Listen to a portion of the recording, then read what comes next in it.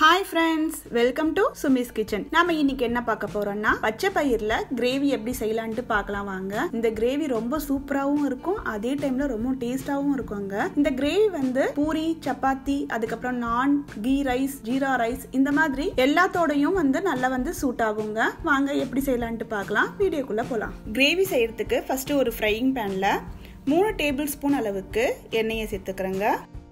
அதுல 1/2 டீஸ்பூன் அளவுக்கு ஜீரகம், 5 பச்சை மிளகாவை கீறி வச்சிருக்காங்க, அதையும் இது கூட சேர்த்துக்கிறேன். அதுக்கப்புறமா ஒரு 15 பல்லு பூண்டு உரிச்சிட்டு இந்த மாதிரி சேர்த்துக்கிறேன். சேர்த்துட்டு பூண்டு நல்லா கலர் சேஞ்ச் ஆகுற அளவுக்கு நம்ம வந்து வதக்கிக்கலாம்.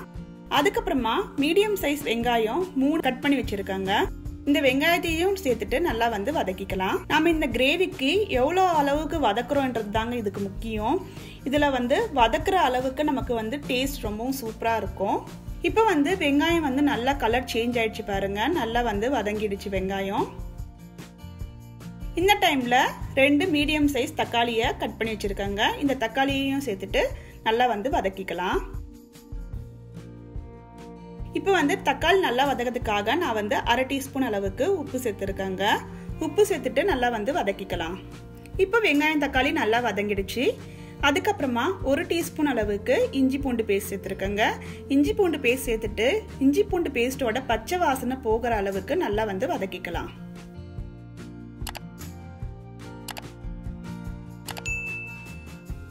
இப்போ இந்த மாதிரி நல்லா வதங்கினதுக்கு அப்புறமா 1/4 டீஸ்பூன் அளவுக்கு மஞ்சள் தூள், 1 டீஸ்பூன் கரம் மசாலா,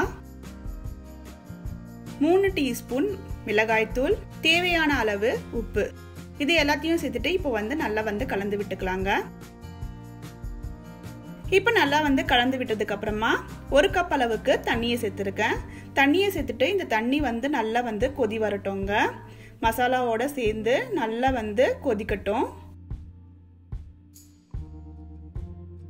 நம்ம ஊத்துற தண்ணி வந்து 1 கப்ல வந்து 1/2 கப் அளவுக்கு நல்லா வந்து வத்தி வரணுங்க. அதுக்கப்புறமா நான் இன்னைக்கு 1 கப் அளவுக்கு பச்சை பயிரை 5 மணி நேரத்துக்கு முன்னாடியே ஊற வச்சிருக்கேன். அந்த ஊற வச்ச பச்சை பயிரை ஒரு விசில் வச்சு எடுத்தாச்சுங்க. இந்த பச்சை பயிரை இந்த கிரேவியோட இப்போ சேர்த்துக்கலாங்க. சேர்த்துட்டு ஒரு வாட்டி கொதி வரட்டும்.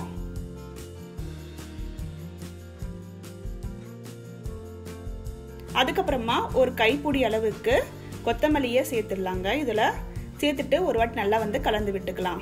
இப்போ நம்மளோட சூப்பரான பச்சை பயிறு கிரேவி ரெடி ஆயிடுச்சுங்க. கேஸை வந்து நீங்கள் ஆஃப் பண்ணதுக்கு அப்புறமா ஒரே 1 டீஸ்பூன் அளவுக்கு வெண்ணெயை சேர்த்துக்கோங்க.